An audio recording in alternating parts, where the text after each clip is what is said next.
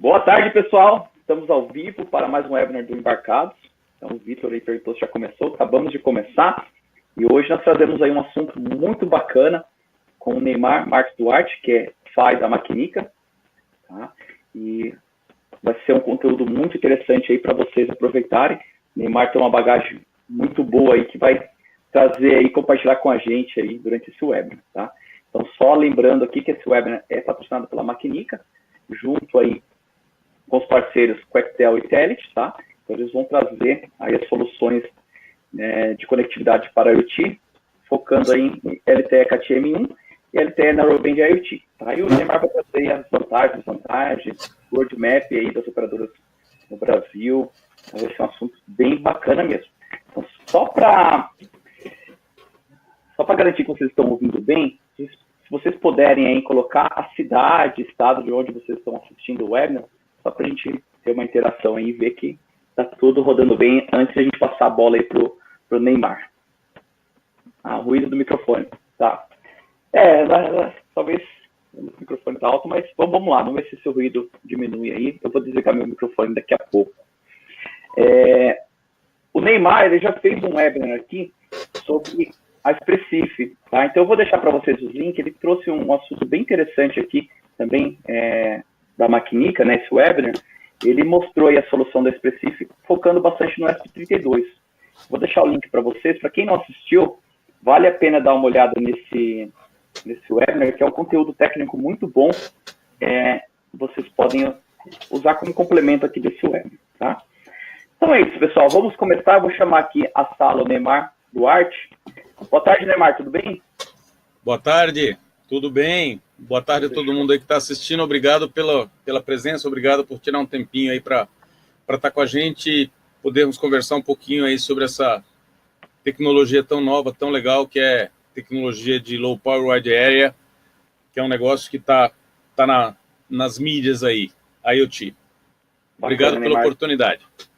Nós agradecemos a sua presença, tá? A parceria com a Maquinica, trazer esse conteúdo. E eu já comentei aqui para o pessoal, durante os nossos testes aí, eu já tive umas aulas particulares contigo. E com certeza o pessoal vai receber um ótimo conteúdo. Então, pessoal, aproveitem, fiquem à vontade aí para enviar as perguntas no chat. A gente vai separar um tempinho aí no final para responder a todos. E é isso aí. Então, vamos lá, Neymar. Fiquem à vontade aí para a apresentação. Eu fico aqui no background aqui, qualquer coisa a gente vai conversando. Tá bom. Me avisa aí se tiver algum problema de som, se tiver ruído, alguma coisa assim, como a gente tinha testado aí no começo. Vou falar bem perto do microfone. Tá bom a qualidade do som? Tá boa? Tá perfeito, tá ótimo. Isso aí. Tá bom. Bom, gente, hoje a gente vai falar um pouquinho sobre conexões usando a rede celular 4G, focado em soluções de low power wide area. Nós vamos falar um pouquinho rapidamente sobre a Maquinica, discutir algumas opções de low power wide area, né, disponíveis. Na verdade, começar falando sobre algumas conexões disponíveis para IoT, mais usadas hoje. Depois falar um pouquinho sobre LoRa e Sigfox, que são as duas tecnologias provavelmente concorrentes mais próximas aí do que a gente vai apresentar sobre LTE. Falar um pouquinho sobre celular. A gente vai ver uns mastodontes aí, uns celulares antigões, para entender um pouquinho de onde nós viemos, qual é a nossa história e para onde a gente está indo. Então, 0G, 1G, 2G, 3G, 4G, falar um pouquinho rapidamente sobre 5G e depois focar realmente nos conceitos do 4G, do LTE, Long Term Evolution, utilizados para implementar uma rede de baixo consumo, de dispositivos de baixo consumo usando o celular. Para quem está acostumado, por exemplo, com tecnologias mais antigas, em 2G, para fazer uma conexão, a gente tinha picos de consumo de 2 amperes. Para você colocar um equipamento consumindo picos de 2 amperes numa bateria é praticamente inviável. O que foi feito aí no sistema para permitir que a gente consiga uma redução de consumo que torne os equipamentos compatíveis com aplicações onde a bateria tem que ter duração de uma vida útil aí de 5 a 10 anos? Falar um pouquinho depois sobre os dois padrões mais usados hoje no mundo, o CAT-M, CAT-M1 e M2, e o NB-IoT 1 e 2. Falar um pouquinho depois sobre qual é o status das redes de IoT no Brasil, o que as operadoras estão fazendo, o que elas estão lançando, e quando a gente vai realmente conseguir ter esse tipo de serviço disponível, digamos, na nossa casa, no nossa cidade ou na área que eu pretendo implantar um sistema novo. Falar um pouquinho depois sobre dois parceiros, duas empresas que nós fornecemos as soluções deles, que são a Quectel e a Telit. Os dois têm módulos de IoT.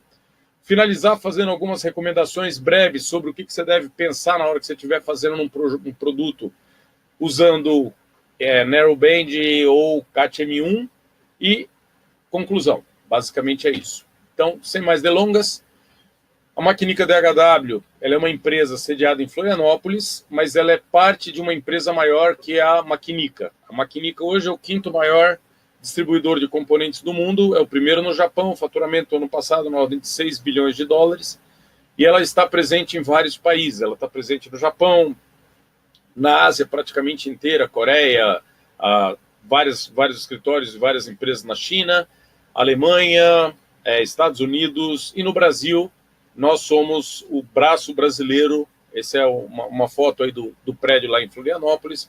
Hoje nós temos aproximadamente 27 pessoas trabalhando. A sede fica em Florianópolis, tem uma pessoa, um escritório em São Paulo, onde tem 6 pessoas trabalhando, e uma pessoa em Porto Alegre, em home office. Bom, quais são as opções que nós temos de conexão para IoT disponíveis hoje? A gente pode dividi-las em três categorias aí. Wide Range, ou Low Power Wide Area, que seria LoRa e Sigfox, hoje são as duas tecnologias mais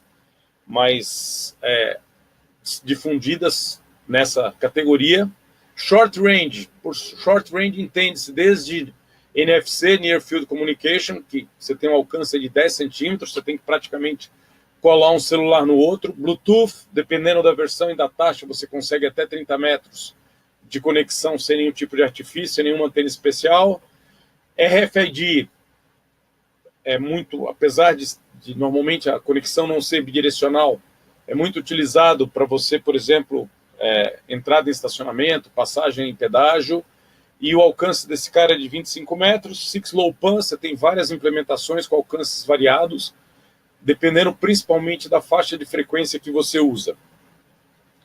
Wi-Fi, para a maioria das aplicações, ele tem aí 20, 30 metros de alcance, apesar de que em algumas, sob condições especiais, se vocês entrarem no YouTube, por exemplo, vocês vão ver gente fazendo conexões de 20 km ou mais, utilizando antenas de alto ganho, direcionalidade da antena, etc. Zigbee, de 10 a 100 metros, permite fazer uma rede mesh, com isso você acaba realmente conseguindo abranger uma área muito maior. E, finalmente, a gente tem o Z-Wave, que permite aí você ter uma conexão até 100 metros. É uma tecnologia que não é muito difundida até agora. E, finalmente, as duas tecnologias que nós vamos focar nessa apresentação, que são a parte de Low Power Wide Area Network, baseado em tecnologia celular. Então, nós temos aí basicamente duas versões.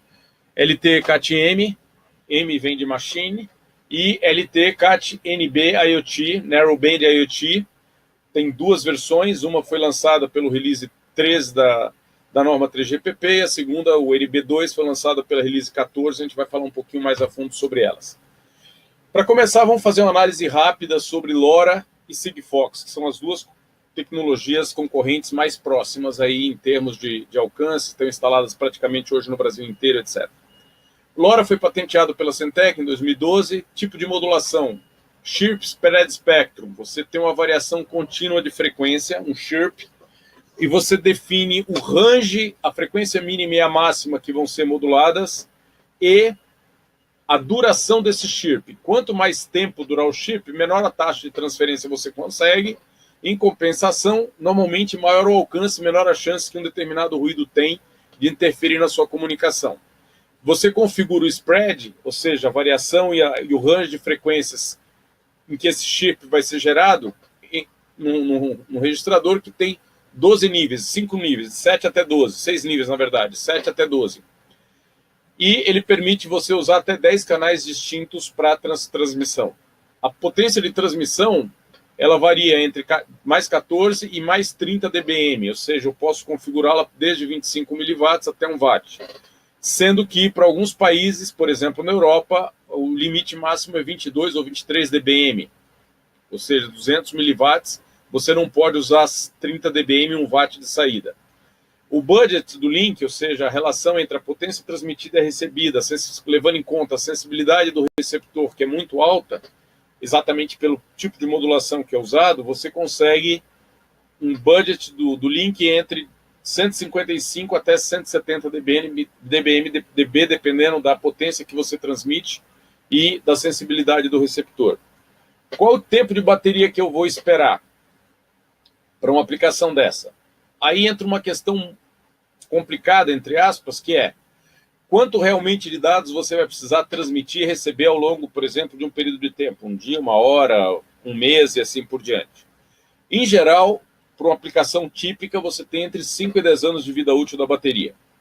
E eu tenho 2 modos de operação, bidirecional, half duplex, com frequência variando entre... Eu tenho um modo de operação bidirecional, half duplex, ou seja, eu consigo receber dados, e a taxa de transferência, dependendo do setting que eu fizer para o spread, ele varia entre 250 bits por segundo até 50k bits por segundo. E a banda que eu uso pode ser uma banda de 250 ou 125 kHz, dependendo do país aonde eu estiver trabalhando.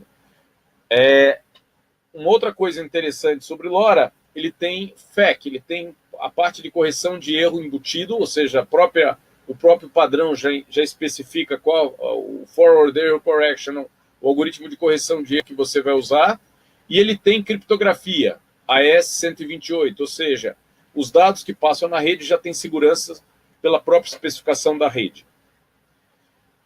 Qual é o modelo do dispositivo? Primeiro ponto, você pode conectar até 100 mil dispositivos por ponto de acesso. Eu posso ter todos eles transmitindo e recebendo o tempo inteiro? Não. Eu vou ter que fazer algum esquema. À medida que eu vou aumentando o número de pontos, eu tenho que reduzir a taxa de transferência deles, ou o intervalo de transmissão entre eles. O tamanho máximo do payload é de 243 bytes. Eu não tenho limite de transmissões ou de recepções por dia, ou seja, eu posso transmitir e receber quantos dados eu quiser. Tem segurança AES-128. Eu consigo mudar o data rate, ou seja, eu consigo reconfigurar, mudando os parâmetros de configuração de spread, para que a taxa de transferência varie entre desde 250 kbits por segundo, 250 bits por segundo, até 50 kbits por segundo, 50 mil bits por segundo. E eu tenho um sistema de localização também já embutido no LoRa. Como é que funciona a LoRaWAN? Quando eu quero conectar dispositivos LoRa numa internet, normalmente você vai ter que usar algum gateway. O gateway ele vai fazer o quê? Ele vai fazer a conexão entre os sensores, que são os módulos que geram dados, e o gateway que vai fazer vai receber esses dados, montar um pacote e entregar esse pacote numa rede. E essa conexão com a rede pode ser feita por Wi-Fi, por Ethernet, por celular ou qualquer outra fibra ótica, o que você tiver de comunicação entre esse módulo e o restante do mundo. Os gateways são necessários para fazer a conexão entre LoRa e a internet. Por quê? Porque no LoRa eu consigo criar uma rede mesh onde os dispositivos só falam entre si, não precisam falar com mais ninguém, entre aspas. Então, dependendo da aplicação, por exemplo, sensores para um sistema de alarme de uma casa. Se você utilizar a LoRa, não preciso ter um gateway para a internet. Eu posso permitir só que os dispositivos se falem entre si, troquem informação e está resolvido o meu problema. E o mais legal, eu consigo fazer conexão usando uma rede mesh, onde o alcance é bem maior, a área de abrangência é bem maior. E eu posso ter um sistema misto, onde eu tenho rede mesh mais um gateway. Os gateways são implementados em uma arquitetura diferente dos nós, e eles precisam de usar um processador, um DSP mais robusto, com menores restrições de consumo de potência do que os sensores. Ou seja, normalmente o gateway fica ligado à tomada. E, finalmente, o gateway ele pode ser proprietário, ou seja, eu posso comprar um gateway e montar minha própria rede. Eu não dependo de serviço público, de um operador público que me proveja esse serviço. No Brasil, quem hoje está provendo serviço de LoRa aberto ao público, entre aspas, é a American Tower. Vantagens do LoRa. Ele é muito bom quando você tem uma aplicação, por exemplo, para um único prédio. Então, dentro de um prédio, perfeito. Áreas densamente populadas, principalmente com um monte de prédio, um monte de casa no meio, o LoRa é muito bom, ele vai baixar a taxa de transferência, mas ele consegue fazer uma conexão numa distância grande. Você pode criar sua própria rede, usando seus próprios, você compra e usa os seus próprios gateways. Essa é uma vantagem interessante do LoRa. Você não depende do serviço público, você pode criar sua própria rede, você é o dono do que está acontecendo ali. LoRa é bom quando você precisa de transferência bidirecional. A taxa não é muito alta, mas você tem transferência bidirecional. É possível implementar atualização over the air por LoRa? Desde que você não tenha pacotes muito grandes para serem transmitidos ou recebidos. Senão o tempo que você vai gastar para transmitir ou receber, para atualizar o teu sistema, vai ser grande. LoRa funciona bem também com dispositivos, sistemas em movimento. Por ele usar uma frequência variável, ele usar um chirp, quando você está num carro, num automóvel, ou mesmo num helicóptero, numa velocidade não muito alta, ele continua funcionando bem. Então, ele funciona muito bem, por exemplo, para você fazer o track de coisas que estão se movendo, seja numa área fechada, de um carro, coisa parecida. E uma outra vantagem do LoRa ele tem, normalmente os dispositivos LoRa têm uma vida útil da bateria maior do que 4G.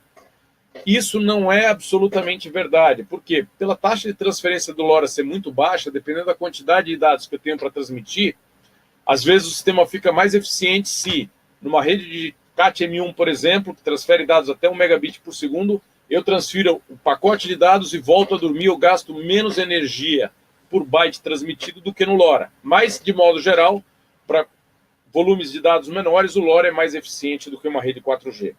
Contras do LoRa. Primeiro, a taxa de transferência é bem baixa comparada com com NB-IoT e com CAT-M1. Uma segunda desvantagem é a latência. A latência do LoRa é bem maior do que NB-IoT e CAT-M1. Se você quiser implementar o sistema LoRa, você precisa de um gateway para falar com o mundo externo, pode ser proprietário ou não. E hoje no Brasil, dos 3 sistemas, ele é o que tem a menor cobertura, hoje é o LoRa, apesar de que a American Tower está implementando e está crescendo a implantação dela, da rede LoRa no Brasil. Sigfox. Então, a interface do Sigfox, ela usa uma modulação tipo BPSK, um Phase Shift Keying com 2 valores, Bipolar Phase Shift Keying, numa banda ultra estreita. Ela só modula um tom de 100 Hz. O alcance dela, isso aí varia bastante, quando você entra nos sites, cada um fala uma coisa, mas o número mais próximo que eu encontrei é para área urbana entre 3 e 10 km e para área rural entre 30 e 50 km. Ele permite localização através de triangulação, você precisa ter mais de uma estação, um gateway LoRa conectado com aquele módulo para ele receber informação de triangulação. E o range de potência dele só permite 2 valores, 14 ou 22 dBm, ou seja, 25 ou 159 miliwatts. Dependendo da região, ele não permite, por exemplo, usar 22 dBm. Na Europa, que eu lembro, é só 14. Vida útil da bateria. Pelo consumo menor, pela potência menor, pelo data rate menor, etc., a bateria normalmente dura mais tempo, entre 10 e 20 anos. E eu tenho a conexão Half Duplex, mas muito limitada, a gente vai ver por quê na próxima parte do slide. A taxa máxima de transferência é 100 bits por segundo de upload e 100 bits por segundo de download. Ele também suporta até 100 mil dispositivos por ponto de acesso. O payload é de 12 bytes para upload e de 8 bytes apenas para download. E o número de mensagens por dia que você pode transferir, lembrando que a rede Sigfox é uma rede proprietária, você não consegue montar a sua própria rede, é de 140 transmissões e 4 recepções por dia. Isso pode realmente ser uma limitante para o uso do Sigfox. Um outro detalhe ele não tem nenhuma segurança. Não tem data rate adaptativo e localização ele só faz por triangulação usando múltiplas estações como referência. LoRa Sigfox One, Wide Area Network. Errei aqui, depois eu corrijo isso aí. Os sensores eles geram os dados para o sistema. O sensor deve estar conectado diretamente com a rede Sigfox, ou seja, eu não tenho como criar uma rede mesh de Sigfox. Cada nó, cada sensor, ele tem que ter conexão direta com o meu sistema, com a minha rede. O Sigfox no Brasil, o serviço do Sigfox é provido hoje pela WND Brasil, e eu não tenho opção hoje de implementar a minha própria rede Sigfox. Eu dependo dos serviços dessa operadora para ter o serviço funcionando. Principais prós do Sigfox: baixo consumo para a mesma quantidade de dados transmitidos, menor até do que o LoRa. Boa opção quando a aplicação precisa de transmissões pouco frequentes, ou seja, eu vou ficar a maior parte do tempo dormindo. Ele é uma ótima alternativa. E uma única antena cobre uma área muito grande. Como o alcance dele, tanto na cidade quanto no campo, é maior do que LoRa, você usa menos antenas. A operadora precisa instalar menos antenas para você cobrir a mesma área. Principais contras: primeiro, dificuldade de mobilidade. Não foi projetado para mobilidade. Então, se você colocar isso aí num caminhão, num carro andando, ele não vai funcionar. Segundo, depende da rede Sigfox da WND Brasil para que ele opere. Você não tem controle sobre isso. Você tem um limite no número de transmissões por período de tempo. Por contrato, você não pode mandar ou receber dados na hora que você quer, e o número de transmissões e recepções que você pode fazer por dia é pequeno. Dado que um pacote é de apenas 8 bytes de recepção e você tem 4 recepções por dia, esquece update over the air para LoRa, para Sigfox, aliás. Você não consegue fazer update over the air para Sigfox. Você demoraria meses para receber os dados que você precisa para fazer a atualização. Toda a infraestrutura é gerenciada e o dono dela é a Sigfox ou subsidiárias da Sigfox. Você não tem controle, não tem operadoras independentes fornecendo esse tipo de serviço, como a gente vai ver, por exemplo, que a gente tem no caso do CAT-M1 e do CAT-NB-IoT, que você tem praticamente todas as operadoras do Brasil, Vivo, Claro, a TIM e a Oi vão fornecer o serviço. Aqui não, você só tem uma, e se ela não estiver presente onde você precisa, você não tem o serviço. E tem uma cobertura hoje no Brasil relativamente pequena, 106 milhões de habitantes. Ela pega principalmente os grandes centros. Tem um site onde eles mostram a cobertura do Sigfox hoje no Brasil, e se você olhar, o Brasil inteiro está praticamente sem cobertura. Você só pega em torno dos grandes centros. A previsão deles, até o final do ano, é aumentar a cobertura para 150 milhões de habitantes. Vamos dar uma olhada na história do celular. Antes do celular, vamos dar um passo atrás e ver como é que funciona, como é que evoluíram as telecomunicações ao longo do tempo. O primeiro sistema de telecomunicação à distância desenvolvido foi por Samuel Morse em 1838. Ele esperou a bateria ser desenvolvida, o relé ser desenvolvido, a bobina ser desenvolvida, para poder desenvolver um sistema eficiente de transmissão de dados à distância. O interessante é que ele funcionava só com um fio. Você usava o terra como o segundo polo, entre aspas, do fio. A seguir, em 1876, Alexandre Graham Bell criou o primeiro telefone, considerado o primeiro telefone realmente funcional. Mesmo antes de Morse, tiveram também algumas opções, entre aspas, de telegrafia, algumas baseadas em eletricidade estática, outras em sistemas mecânicos com vários não só zeros e uns, entre aspas, ou seja, Mark Space, mas com outros níveis, entre aspas, de transmissão, mas todos eles acabaram sumindo por causa do melhor desempenho que o Samuel Morse conseguiu criar o código Morse e criar um sistema realmente eficiente. Depois vem o rádio. O Marconi desenvolveu o rádio e fez a primeira transmissão em 1899. Essa foto aí é de uma pessoa fazendo uma transmissão de rádio em 1901, 3 anos só depois dele, um grupo de pessoas fazendo transmissão em 1901. Depois veio a televisão. As primeiras televisões elas eram mecânicas. E primeiras tentativas foram em 1925. Em 1941 foi criado o primeiro padrão de TV, que foi o padrão americano, e que funcionou até pouco tempo atrás. Ainda hoje se encontram TVs funcionando nesse padrão. Depois veio a televisão colorida, aí na década de 60, final da década de 60, e a última tecnologia que eu gostaria de ressaltar é a internet, que é a base hoje de toda a transferência de dados praticamente em todos os sistemas do mundo, inclusive no 4G. Ele foi desenvolvido pela Xerox em 1973 e virou um padrão de fato e começou a ser usado em 1984. E os celulares, qual é a história deles? Então, antes de 1982, por incrível que pareça, existiram vários sistemas de rádio, inclusive o primeiro que começou a funcionar foi em 1946. E era um sistema de rádio a válvula e que precisava de um operador, ou seja, uma pessoa que conectava uma chamada que você fazia para um determinado ramal, para você falar com uma determinada pessoa num telefone fixo. Funcionava só dentro de uma área central das grandes cidades, não tinha nenhum padrão, e ele foi evoluindo com o tempo. Em 1982 surgiu o primeiro aparelho celular com capacidade de mobilidade, ou seja, você podia mudar de uma célula para outra quando surgiu o 1G aí, a primeira geração de celular. O primeiro dispositivo foi o Mobira Senator, ele pesava aí 22 libras, em torno de 10, 11 quilos, e custava a bagatela de $6.200. Em 1983, a Motorola entrou na concorrência e lançou o Dynatec 8000X. Ele custava quase a metade do preço, $3.995, pesava só 1 quilo e a bateria dele durava 1 hora. Aquele senhor ali do lado foi o senhor que coordenou o desenvolvimento desse primeiro celular. A seguir veio a Mobira, lançou o Mobira Cityman.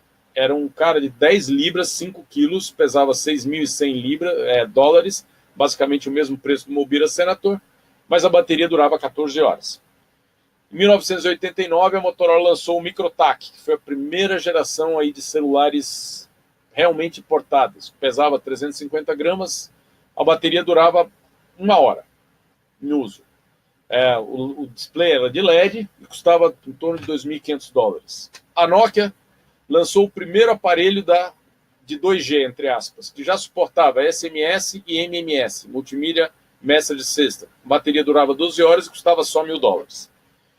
A StarTAC foi o primeiro aparelho dobrável, custava $1.000, lançou em 1996. A Nokia lançou o 5110, que foi provavelmente uma das 2G, o aparelho mais vendido, foram mais de 140 milhões de unidades no mundo. E o primeiro que tinha game, o Game Snake, a cobrinha, e modem. Você conseguia fazer conexão à internet, conexão de dados através desse aparelho. BlackBerry, o primeiro BlackBerry comercial maiorzinho foi o BlackBerry 5810 em 2002. Depois a Motorola lançou o StarTAC, que foi um aparelho também de bastante sucesso, pesava só 100 gramas, era pequenininho, dobrável. O primeiro smartphone, o conceito de smartphone, foi o Prada, o LG Prada. Foi o primeiro aparelho com touch. Não rodava Android, rodava um sistema proprietário, mas ele já tinha touch. Depois, em 2007, a Apple lançou o iPhone, a primeira versão de iPhone. Em 2011, a Samsung entra com o Galaxy, o primeiro rodando Android. E aí depois a gente tem Apple. Hoje nós temos aí os últimos lançamentos, tem o Galaxy 10, o Apple XR e assim por diante, são todos aparelhos 4G de última geração. E em termos de tecnologia, 0G, pré-celular, só suportava voz, não tinha um padrão único.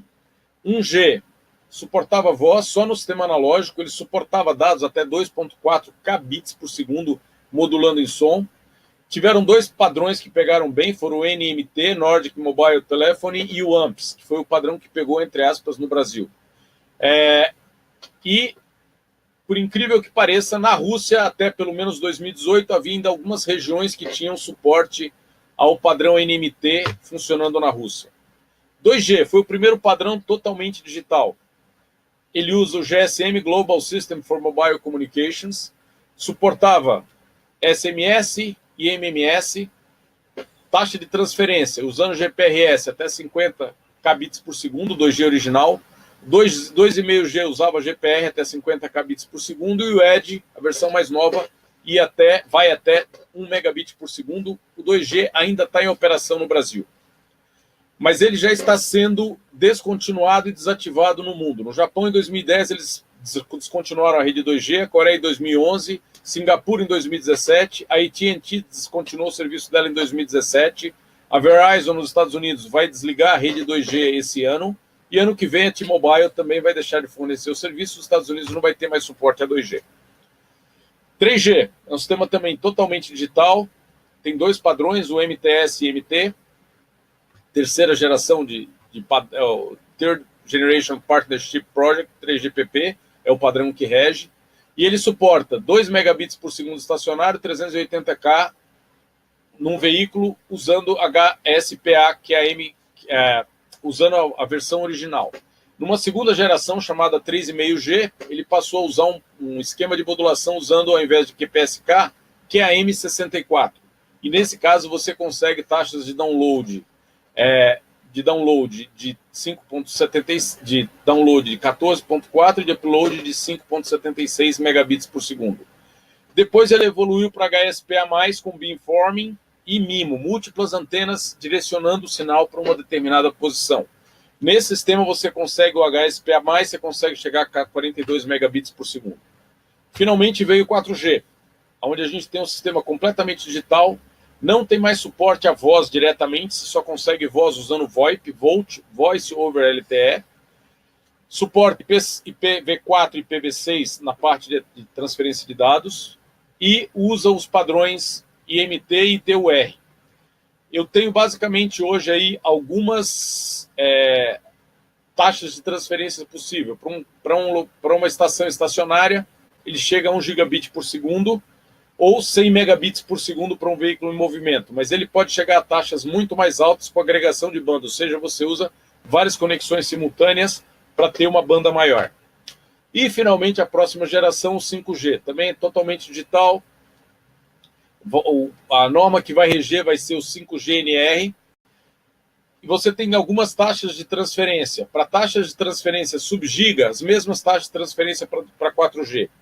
Para taxa de transferência usando frequências acima de 6 GHz, a taxa de transferência pode chegar até 34 gigabits por segundo, usando MIMO, beamforming, etc.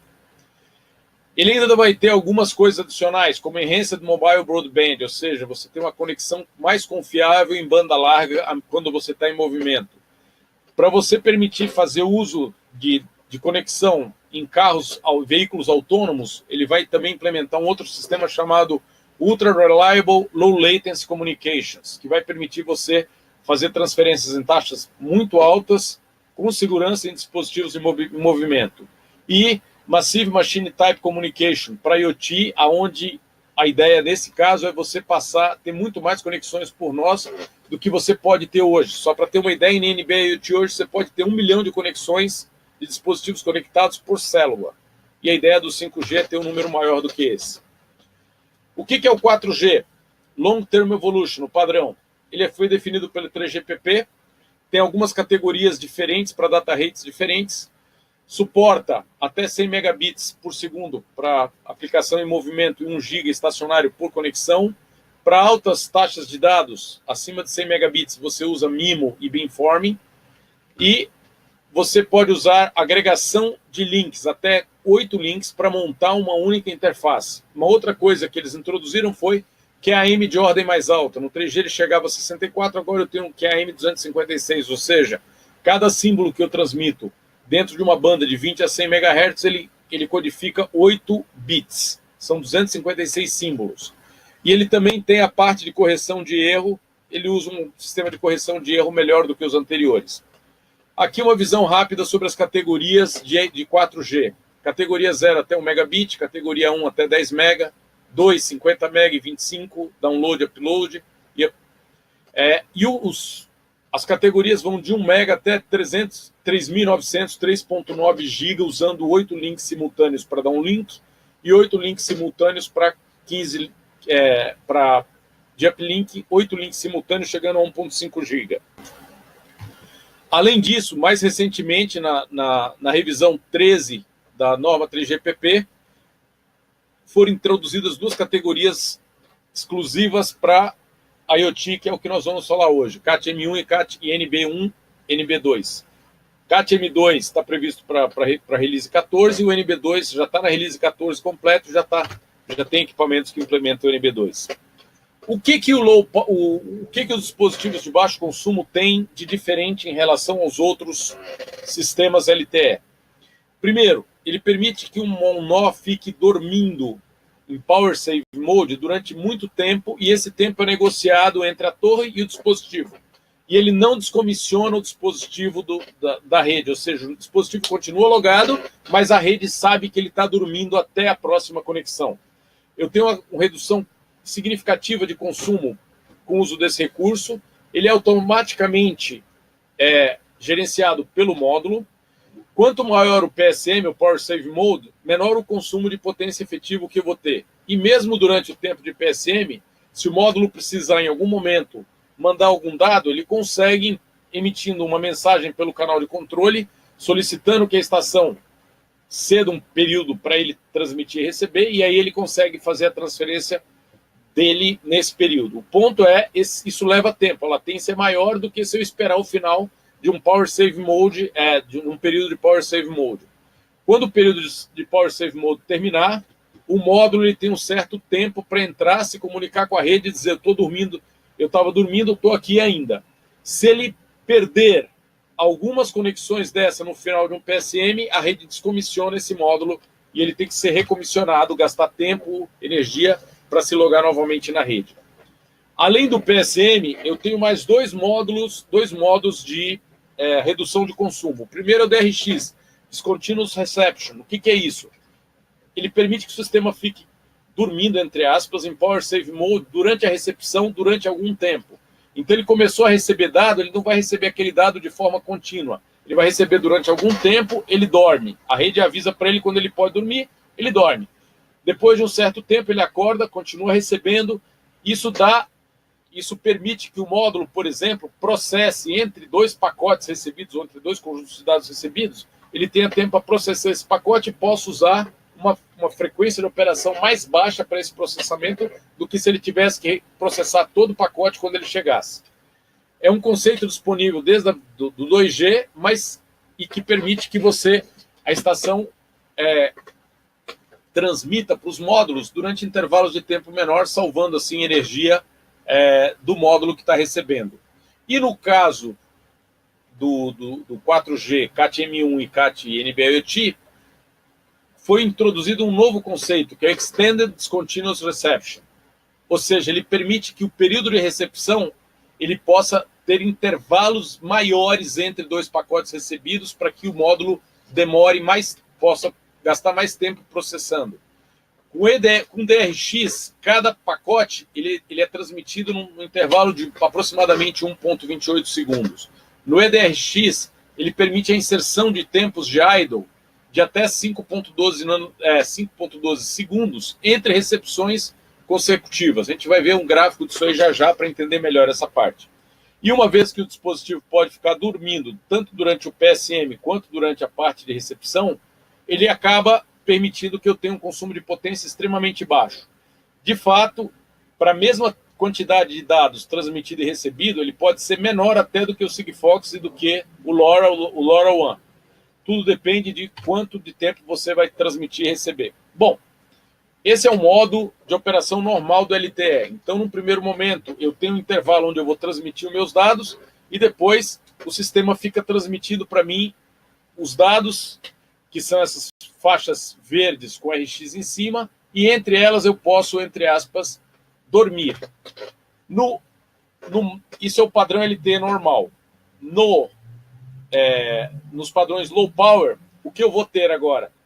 Eu vou ter um período em que eu tenho que entrar em contato com a torre de transmissão e eu tenho alguns ciclos de recepção. Depois disso, é negociado um Power Save Mode, onde o módulo pode entrar em Deep Sleep e gastar vários segundos, na verdade até várias horas, até ele poder acordar e transmitir o próximo pacote. Durante esse período, a torre não vai ficar ouvindo esse módulo no canal normal de transmissão e recepção. Para eu conseguir falar com a estação radiobase, eu preciso usar um canal de serviço para avisar que eu quero mandar um dado. Qual é o intervalo de PSM? Até 310 horas. Ou seja, eu transmito um dado agora e eu posso ficar até 310 horas dormindo. Depois eu tenho um novo ciclo onde eu transmito e volto a receber. E o que é o EDRX, Extended Idle Time? Eu transmito o dado, recebo o dado e depois eu negocio um intervalo para a próxima recepção, e nesse intervalo eu posso dormir, eu não preciso ficar ouvindo a torre o tempo todo, porque a recepção também consome potência. Quais são esses tempos? Entre dois pacotes de recepção, eu posso especificar um período entre 20,48 segundos até 2,94 segundos. E dentro da janela de recepção, o intervalo entre a recepção de dois pacotes é de 5,2 segundos, ao invés de 1,8, como é o caso do LTE normal. Características dos dois padrões. Então, agora vamos falar um pouquinho sobre os dois padrões que nós temos disponíveis hoje de Low Power Wide Area para celular. O primeiro é o LTE Cat M1. Foi definido pelo 3GPP Release 13, permite mobilidade. O que quer dizer isso? Eu posso me comissionar numa célula e sair andando pela rede, que automaticamente eu vou me conectando a outras células. Não é tão automático assim, eu preciso pedir para a próxima célula para que ela me aceite, mas é muito mais simples do que o NB1, por exemplo, onde eu preciso me descomissionar de uma célula e me comissionar na outra, que gasta energia para que eu faça a mudança de célula. Que modulação é usada? QPSK. A potência de transmissão disponível, as potências de transmissões permitidas são 20 dBm e 23 dBm, ou seja, 100 e 199 miliwatts de transmissão, 200 miliwatts praticamente. Ele me permite taxa de transferências de até 1 megabit por segundo. Essa taxa de transferência é teórica máxima, mas bem teórica e bem máxima. Na verdade, você pode esperar 300 kbps de downlink e 375 de uplink no modo half duplex. Suporta tanto o modo half duplex quanto full duplex. No half duplex eu uso a mesma frequência para transmitir, para receber eu tenho que ficar quieto, entre aspas, na recepção. No modo full duplex eu transmito e recebo em canais diferentes. Ele é um sistema SISO, single antena, ou seja, eu tenho uma única antena para transmitir e receber. No LTE eu tenho modos que permitem até 2, 4 antenas, dependendo do caso. Bateria, ela dura entre 5 e 10 anos, depende do meu modo de operação, de quantos dados eu vou mandar e receber, e do intervalo entre as transmissão e recepção. E foi o primeiro sistema suportado no Brasil. Hoje você já tem uma rede grande da Claro, por exemplo, que suporta Cat M1. Tempos de latência esperados, 10 a 15 milissegundos é o teórico mínimo, um tempo típico de latência entre 50 e 100 milissegundos. E suporta voz usando Volt. Por quê? Porque a taxa de transferência dele é acima de 64 kbps por segundo, que é a banda necessária para Volt, com compressão leal EMI. Se eu usar compressões maiores, essa taxa cai para 13 kbps por segundo, 11 kbps por segundo. Frequências suportadas. Aqui está a lista das frequências suportadas das bandas LTE suportadas. De B1, 2100 MHz, suporta, por exemplo, a B28, 700 MHz, e no futuro vai suportar a banda 31, 450 MHz, uma banda que permite um alcance bem maior. LTE Cat NB1, definido pelo 3GPP, ele só suporta transferência no modo idle, modo reselection, ou seja, eu entro no modo idle e me logo numa outra rede. Eu tenho que me descomissionar de uma célula para me comissionar na próxima para fazer a mudança de célula. Não é automático. A banda usada é de 180 kHz apenas em QPSK, e uma coisa interessante essa banda de 180K ela pode ficar dentro de bandas válidas 3GPP ou fora, no intervalo entre dois ranges de frequência válidos. Potência de transmissão 100 e 199 miliwatts, 20 ou 23 dBm. O NB2 suporta o modo de transmissão em 14 dBm, 25 miliwatts apenas. Taxa de transferência, máximo teórico até 226 kbps por segundo de uplink, e na média você vai normalmente no modo, você tem dois modos de operação, single tone e dual tone. No dual tone você faz a modulação QPSK em duas frequências diferentes. No single tone você vai ter o BPSK em um único tom, em uma única frequência. Então a taxa cai para 20 kbps por segundo. E as taxas de transferência são de downlink, menor do que 100 kbps por segundo, 27 kbps por segundo é um valor típico, e uplink menor do que 100 kbps por segundo ou 10 kbps por segundo, considerando o modo single tone, ou seja, eu vou ter na média entre 62,5 de uplink e 7 kbps por segundo típico de uplink. Por que o uplink é maior normalmente do que o downlink? Porque dispositivos IoT normalmente mandam mais dados do que recebem. Só suporta o modo half duplex, ou seja, eu transmito e recebo na mesma frequência, então eu não posso ficar transmitindo na hora que eu quero, recebendo na hora que a estação quiser mandar. Eu tenho os intervalos de transmissão e de recepção, e a bateria dura entre 7 e 10 anos. Ainda não está largamente disponível no Brasil, você já tem alguns pontos, a gente vai falar sobre isso daqui a pouquinho, que já tem suporte a NB1. E a latência esperada, entre 1,6 e 10 segundos. Posicionamento, ele suporta só via Cell ID. O ID da célula, você tem uma ideia de onde você se encontra. Uma coisa importante você tem uma latência bem grande. Então, se você está pensando em usar CAT NB1, por exemplo, para algum tipo de conexão que precise de latência baixa, essa não é uma boa solução. Frequências suportadas são as mesmas do CAT M1, CAT NB2, basicamente tudo igual em relação ao CAT M1, com poucas diferenças. Primeiro, a potência de transmissão tem uma nova potência, que é 14 dBm, além da de 20 e 23, ou seja, eu tenho a opção de transmitir só em 25 megabits por segundo. Taxa de transferência, no máximo 282 kbits por segundo de downlink e uplink, e no modo singletone 20 kbits igual ao outro. Suporta só o modo half duplex. Tempo de vida da bateria, mais de 10 anos. Uma outra coisa que foi modificada eu tenho agora 2 modos novos, OTDOA e EICD, aliás, para me dar o posicionamento do NB2. Já existem no Brasil algumas áreas rodando com NB2.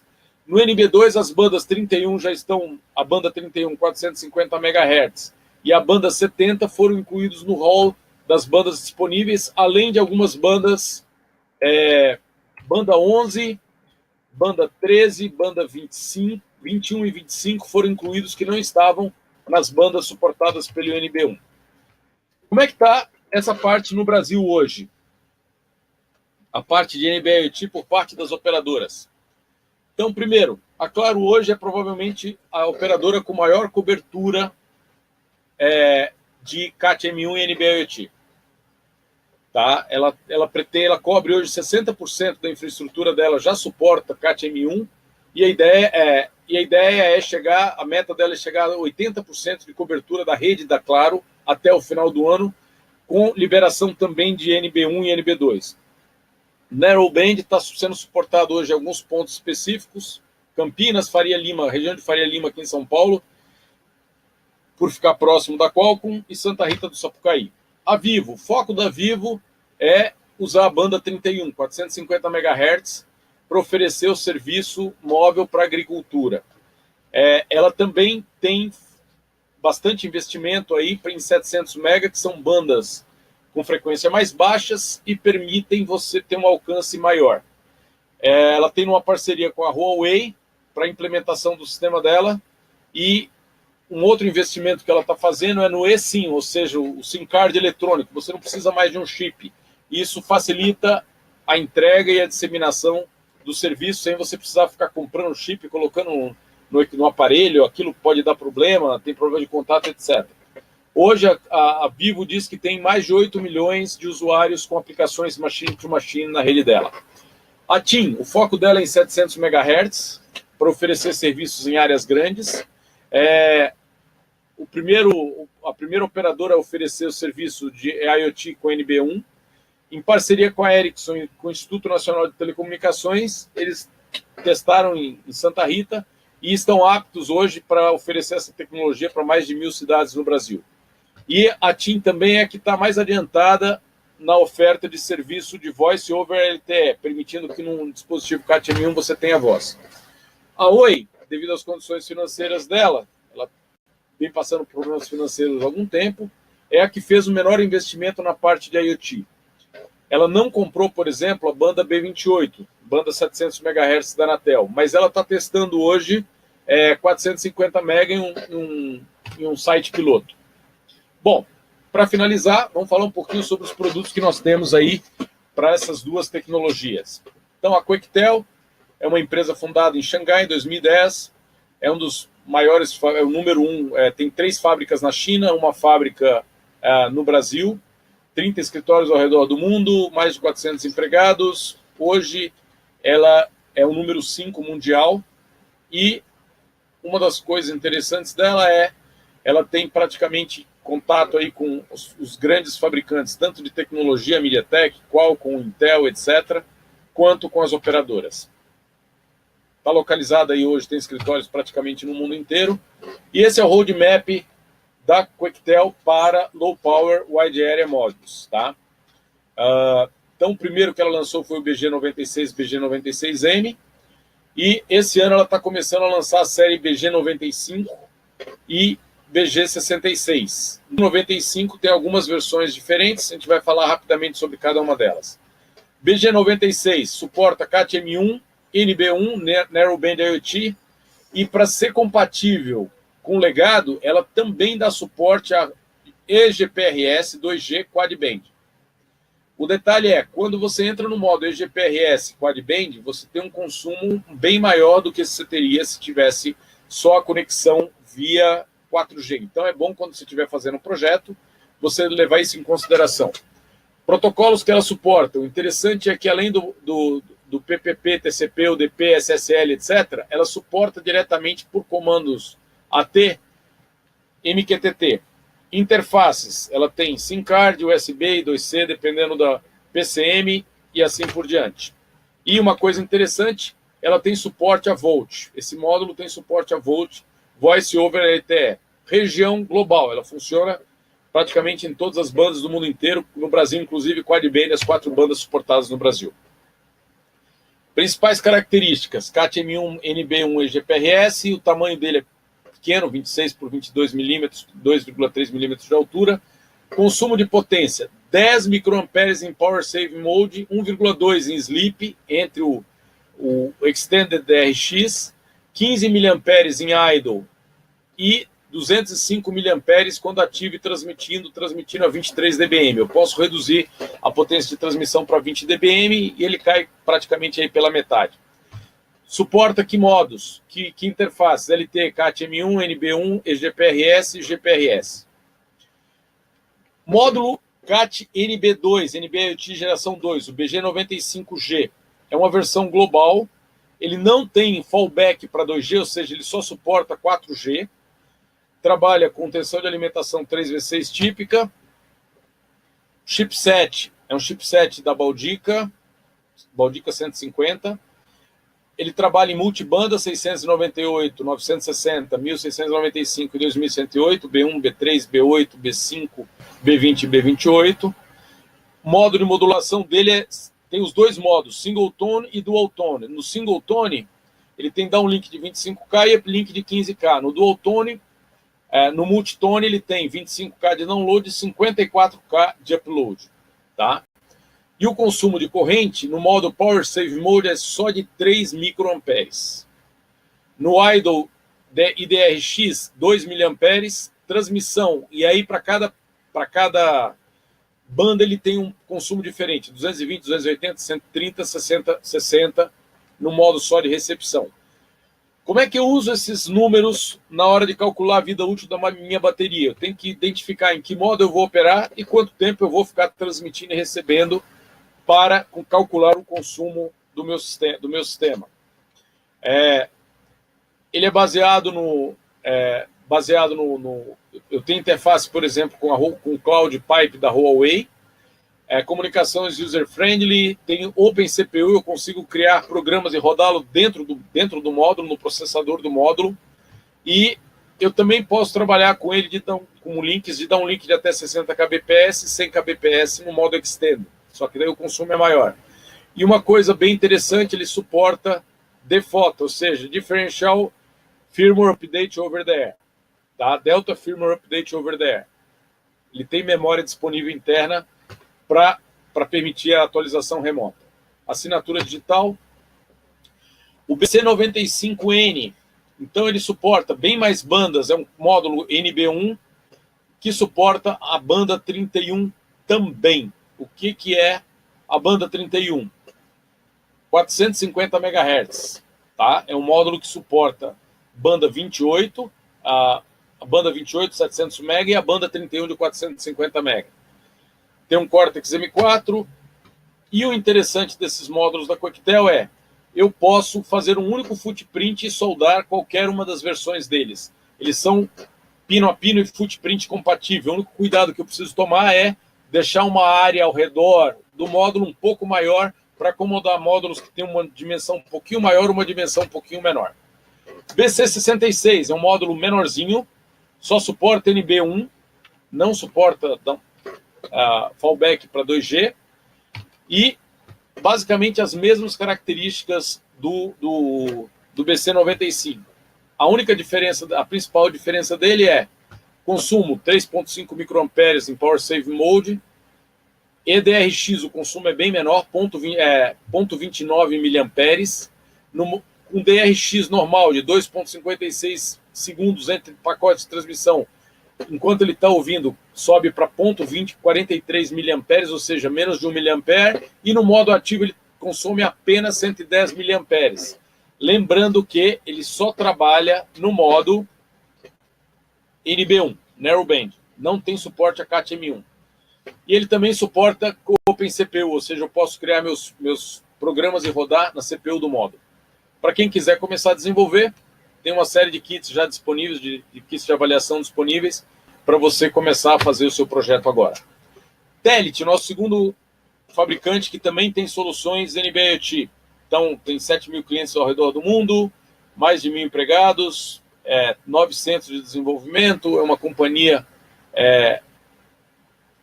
com 20 anos de experiência na parte de IoT e mais de 5 mil homens-hora de pesquisa e desenvolvimento investido nos módulos. O primeiro módulo que eu gostaria de destacar da Telit é o ML865C1. Tá?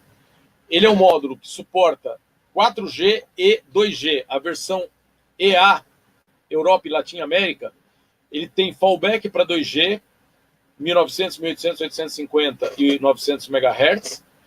E no 4G ele tem suporte a B3, B5, B8, B20 e B28. Então, é um módulo que já tem, já está funcionando e tem a segunda versão, que é a só Norte América, que já não tem fallback para 2G, porque nos Estados Unidos esse ano, mais tardar, começo do ano que vem, eles vão desligar qualquer suporte à infraestrutura 2G. Para nós aqui hoje, a melhor alternativa seria o ML865C1EA. Principais características. Trabalha no modo Half Duplex, suporta CAT-M1, NB1, NB-IoT versão 1, taxas de transferência em LTE CAT NB1, 22 de 21 kbps por segundo e 62,5 de uplink. No modo CAT M1, 375 de uplink no máximo, 300 de downlink. E no modo eGPRS, 296 kbps por segundo de downlink e 236 de uplink. Tensão de operação nominal, 3,8 volts. Módulo ME910C1. Uma vantagem desse módulo do ML865 é que você consegue implementá-lo numa placa dupla face. Pessoalmente, eu não recomendo, acho que placas para implementar, fazer implementação de sistemas com RF, principalmente com potência de transmissão um pouco mais alta, o ideal é você ter pelo menos um plano de terra chapado, mas esse módulo ele permite você fazer o desenvolvimento em dupla face, ele só tem pinos ao redor. O ME910 ele faz parte de uma família, nós vamos ver 2 módulos, inclusive ele é pino a pino compatível com outras versões da família E910, inclusive com taxas de transferência bem mais altas do que CAT-M1 e CAT-NB1. Para nós aqui, a melhor alternativa seria a versão australiana, que ela é compatível com o sistema brasileiro. Tá? Então ele suporta CAT-M1, NB-IoT e as 4 bandas brasileiras. Eu teria 2 alternativas para o Brasil, a versão AU ou a versão ME910C1WW, Worldwide. Essa ela cobre todas as bandas do mundo inteiro. Suporta 2G, as 4 bandas de 2G, 1900, 1800, 1850 e 900. E vai ser provavelmente, ele vai estar muito em breve, ele vai estar homologado no Brasil. A outra versão que ainda não pode ser homologada no Brasil é a P2, que além disso tudo ela tem o SIM-Wise, ou seja, eu posso implementar um SIM, um eSIM nele. Eu não preciso usar um cartão externo, eu posso simplesmente receber o código da operadora, gravar nele, e eu estou habilitando esse módulo sem a necessidade de SIM. O ME910C1, ele é um NB1, M1 NB1, categoria M1, categoria NB1 e fallback para 2G. Por que eu estou enfatizando tanto fallback para 2G? Porque muitas regiões do Brasil têm cobertura 2G, mas ainda não tem cobertura 4G. A Claro, por exemplo, promete que até o final do ano vai ter pelo menos 80% de toda a infraestrutura dela, todas as estações de radiobase, suportando CAT M1 pelo menos, CAT M1 e NB1. Mas é um processo lento e tem cidades do interior do Brasil que só tem 2G. Então, quando você tem esse fallback para 2G, a tua cobertura aumenta bastante. O ME910G1 é a versão global, tem duas versões, o WW1 e o WW. A diferença entre eles é basicamente a potência máxima de transmissão. No W1 ele vai até 20 dBm e no WW ele vai até 23 dBm de taxa de potência de transmissão. O WW também tem fallback para 2G e o W1 não tem. Para o Brasil, qual é o mais recomendado? Se você quiser ter maior cobertura, use a versão WW. Também suporta M1, CAT M1 e já suporta NB2, 200 kHz aí de banda. Tem taxa de uplink no NB1, no M1 de 1 megabit por segundo máximo, 365 megabits, 1 megabit de uplink, 360 de downlink na release 14, e o CAT NB2 tem 160 de downlink, de uplink e 120 de downlink. No modo GPRS, 210 kbps por segundo e 266K. Tensão nominal 3V8 e ele pode transmitir em 20 ou 23 dBm selecionável. E o último, e o interessante de todos esses 910 todos eles são pino a pino compatíveis entre si. Você pode começar o desenvolvimento com um e depois trocar por um outro. O NE910C1, eles têm só suporte a NB, Narrowband 1, não tem suporte a CAT M1. Não tem fallback para 2G. Tá? Ele trabalha com SIM de 1V8 e a tensão de alimentação dele é de 3V8. Taxa de transferência, uplink 20K, downlink 250 kbps por segundo. E o último, menorzinho de todos, é o módulo ME310G1. Ele é um módulo bem pequeno, 14 por 13 milímetros apenas, e a versão para o Brasil seria ME310G1WW, Worldwide. Então, eles cobrem as 4 bandas de 2G, todas as bandas de 4G, potência máxima de transmissão de 23 dBm e suporta M1 e NB2, Narrowband 2. Não suporta 2G. A versão W1, a versão W2 sim suporta 2G. A versão WW, aliás. Trabalha também com 3V8, 20 dBm de potência de transmissão ou 23 dBm. Para finalizar a apresentação, eu gostaria de dar algumas recomendações quando você estiver desenvolvendo um projeto para IoT. A primeira é relacionada ao software. Primeira, implemente algum sistema de atualização over the air, OTA. Se você não tem como atualizar remotamente o seu hardware, você pode ter um problema grande, principalmente quando o teu parque instalado aumentar. E você tem que considerar o seguinte na hora de você fazer a atualização over the air. Se você estiver usando um processador externo, se você está usando algum módulo que já tem a atualização over the air embutida, ele já tem algumas dessas coisas, dessas necessidades já estão implementadas nele. No caso de um processador externo, primeiro, garanta que você tenha no processador memória disponível para você baixar todo o pacote para atualizar o sistema. Atualizar e validar. Segundo, a atualização over the air preveja tanto para o firmware, para o firmware do módulo, quanto para o firmware do processador. Se você não fizer previsão para isso, você vai ficar capenga, entre aspas. Você vai atualizar um e não vai permitir a atualização do outro. E você pode ter problema. Em alguns casos, alguns sinais especiais no módulo precisam ser acionados para ele entrar no modo de atualização. Considere pinos de I/O que sejam necessários no seu sistema para que você consiga fazer essa atualização. Não adianta nada colocar só, por exemplo, uma interface TX-RX sem controlar alguns pinos de I/O que muitas vezes sejam necessários para iniciar o modo de atualização do módulo. E, finalmente, se possível, implemente a atualização over the air, tanto para a parte de com validação da atualização over the air, ou seja, receber o pacote antes de atualizar, valide e garante que ele esteja funcionando. Um outro ponto importantíssimo garanta que você não tem interrupção de falta de potência, você tem uma bateria ou alguma coisa do tipo, durante a atualização. Porque se você interromper uma atualização, você pode deixar o módulo ou o teu processador não utilizável. E quando você estiver usando um processador externo e fazendo a implementação usando comando AT para acessar o sistema e para configurar um módulo, preveja alguma estrutura de dado que permita você no futuro fazer atualizações para outros módulos, etc. Algumas considerações referentes à parte de potência. Primeiro, siga as recomendações do fabricante em relação às fontes de potência, as fontes de tensão, corrente, tensão, ripple. Segundo, desacople corretamente o seu dispositivo. Não adianta nada você colocar uma fonte legal se você não coloca capacitor suficiente. Eu já vi vários sistemas onde a pessoa colocou poucos capacitores. Em algumas situações onde ele precisava de uma potência alta de transmissão, estava no local mais distante, o módulo falhava.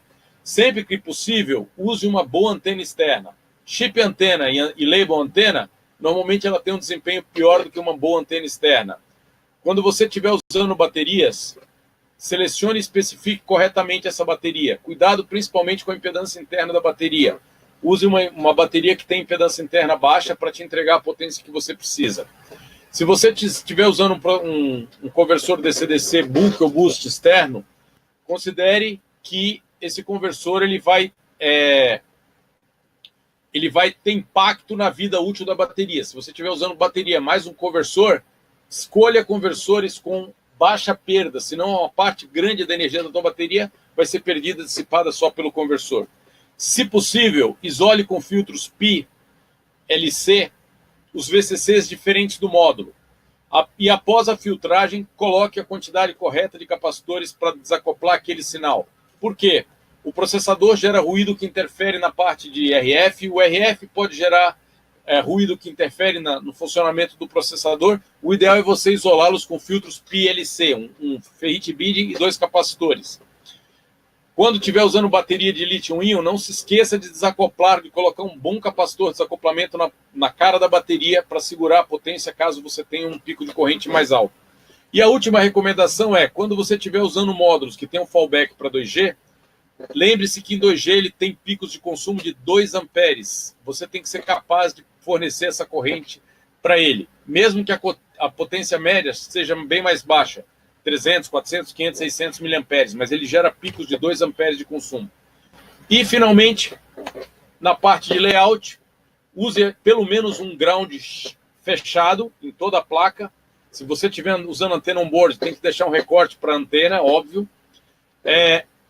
Se possível, não use dupla face, use mais faces, use uma face só para a terra e uma face só para a parte de potência, distribuição das tensões.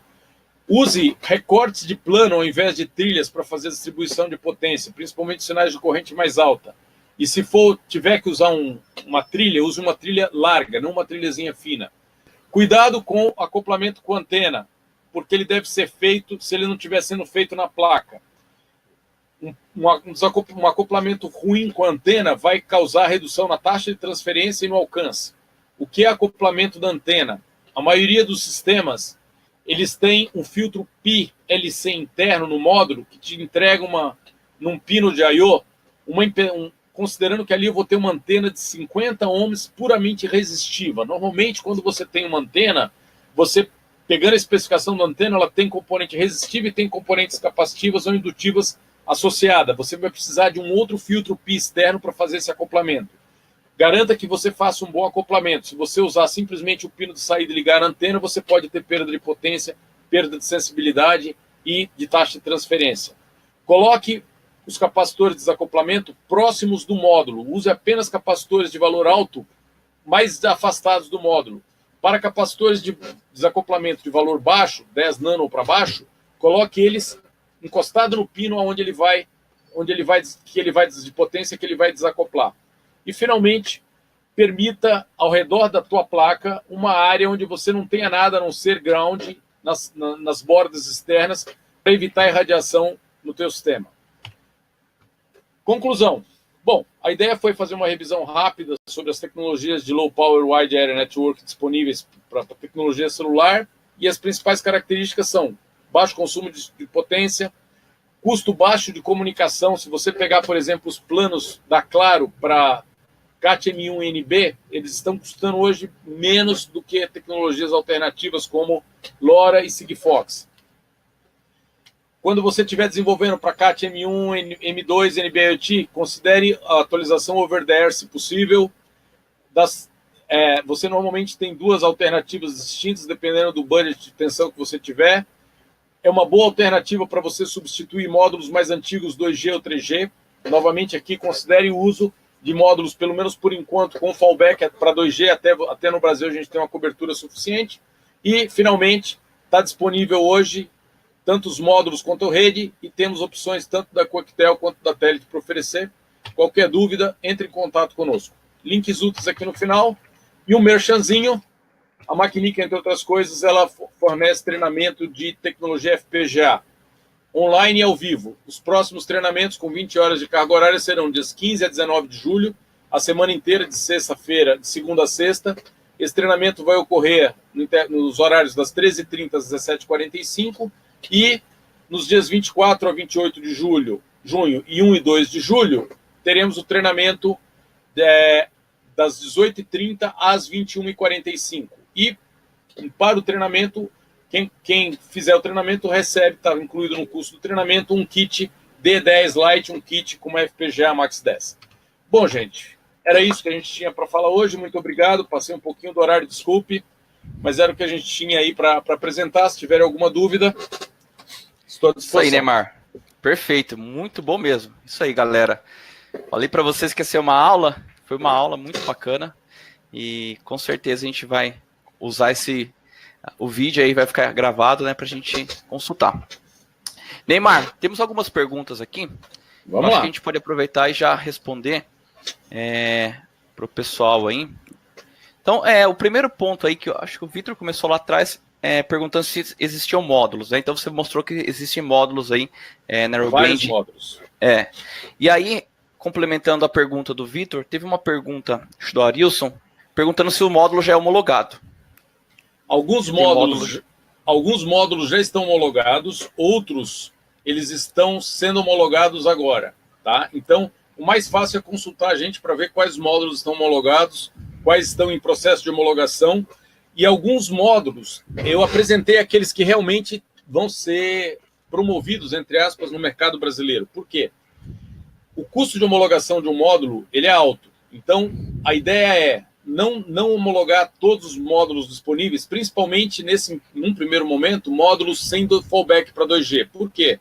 Como eu tinha comentado, no Brasil você tem uma área grande ainda sem cobertura 4G no Brasil, mas que tem cobertura 2G. Então, num primeiro momento, a ideia comece o desenvolvimento usando um módulo com fallback para 2G. Ele tem consumo maior, ele custa mais caro, ele normalmente tem consumo de potência em stand-by maior, mas você garante cobertura. No futuro, à medida que o tempo passar e que forem sendo agregadas novas torres, novas herbes com suporte a 4G,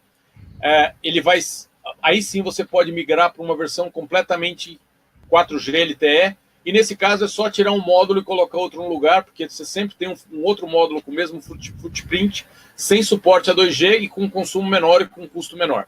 Um outro detalhe é a questão do custo. Os que têm, por exemplo, só NB-IoT, eles hoje são os com custo mais baixo.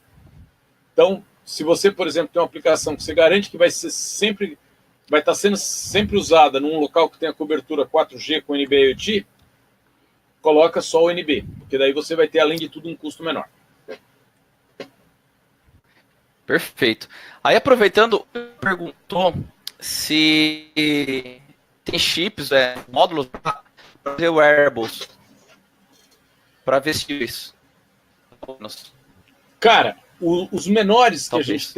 os menores que a gente tem são aqueles dois, tanto da Telit quanto da Quectel, você tem modelos bem pequenos. O da Quectel, o da Quectel seria um BC95, tem um tamanho pequeno, e da Telit você tem o ME310. Ele é o menorzinho de todos, tá? Mas ainda não tem algum módulo que seja assim super, hiper miniaturizado ou realmente focado no mercado de wearable. Eles podem ser usados, eles têm um tamanho pequeno, bem pequeno, exatamente focado nisso, mas ainda não tem nada, digamos, especificamente projetado para wearables. Legal. Teve uma pergunta do Arilson, mais voltada para o LoRa. Ele perguntou em relação a como é feito aí a geolocalização com LoRa. O que ele não sabe a posição exata. O que ele faz é pegar a torre, ela calcula o tempo de propagação, digamos, do módulo para a torre, pega a posição da torre e estima a posição do módulo. Você não tem... E ela funciona por triangulação, ou seja, você precisa estar conectado pelo menos a 2 torres para ter alguma ideia de onde você está. Se você tiver, à medida que você vai aumentando o número de torres com o qual você consegue comunicação, você vai melhorando aí a precisão. Mas não é uma coisa assim, não substitui um GPS. Tá. Mas o mesmo princípio pode ser feito com o Narrowband e o CAT-M? O CAT-M ele já tem, principalmente o NB2, ele tem um método um pouco melhor, mais preciso de localização do que o NB1 e o CAT-M também, tá? Então, com eles você tem uma precisão um pouco melhor, mas você não vai chegar nem de longe à precisão de um GPS. Se você precisar de precisão na localização, use um GPS. Ele vai te dizer a cidade onde você está, de repente o bairro, mas ele não vai conseguir dizer, ó, você está nesse ponto aqui na rua. Não. Perfeito. E aí, para finalizar, o Lucas perguntou em relação ao SIM card, se as operadoras vão trocar o SIM card, elas vão exigir que troque, ou dá para utilizar o SIM card já usado por 4G? Bom, essa pergunta é mais complexa. Como é que está funcionando hoje? Se pega Claro, por exemplo, se você quiser testar a CAT-M1, você pode dar um vai que cola. Ou seja, tenta se logar na rede CAT-M1 e ver se entra. Em São Paulo, praticamente todas as herbs hoje já estão funcionando o CAT-M1. NB, Narrowband, tanto o NB1 quanto o NB2, o número de torres autorizadas com suporte a NB1 e NB2 é pequeno, e nesse caso, o que você precisa fazer? Comprar um SIM card, entre em contato com a gente se você quiser testar, e a gente vai ter que, através do fabricante, seja Quectel ou Telit, pedir um registro desse SIM card na operadora para que eles habilitem o NB1 e NB2. Não é automático. Você precisa, entre aspas, ou de um SIM card especial ou de um SIM card que tenha sido habilitado pela operadora para você trabalhar no NB1 e NB2. Perfeito, eu acho que é isso. Só mais uma pergunta agora minha. Kits de desenvolvimento vocês fornecem também? Sim, nós temos kit de desenvolvimento das duas. Tá.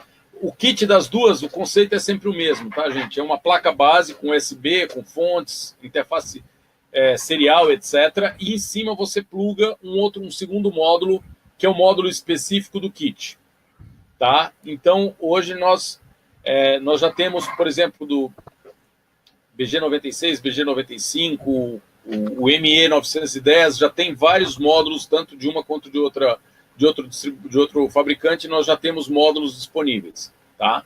Então, o que ainda pega mais, entre aspas, no Brasil é a questão da cobertura da rede. A Claro, a previsão dela é que até o final do ano, mais de 80% da rede dela já tenha sido atualizada para suportar o CAT-M1 e CAT-M e NB, Narrowband. E essa é uma grande vantagem da tecnologia celular sobre LoRa e Sigfox. LoRa e Sigfox, eles precisam instalar uma rede proprietária. Eles não conseguem usar a infraestrutura de RF disponível hoje para fazer conexão com os módulos. Tanto o CAT-M1 quanto o NB-IoT é só você atualizar as herbs, as estações radiobase de celulares existentes, 4G, para você dar suporte a essa nova tecnologia. Então, a implantação dessa nova tecnologia, com certeza, vai ser muito mais rápido na rede 4G existente do que implantar uma rede totalmente nova. Tá? Maravilha. Perfeito, Neymar. Acho que é isso, foi excelente. Então fica o seu contato aí para o pessoal que tiver dúvida, tanto dúvida técnica quanto comercial. Você pode encaminhar aí para o pessoal da Maquinica, né, do comercial. Sim. E é isso. Só uma dúvida também minha. Dos treinamentos, você também realiza o treinamento da Maquinica, você é instrutor. Desse treinamento de FPGA em particular, não sou eu que estou dando. Eu dou treinamento de FPGA, mas normalmente eu pego os mais complicadinhos.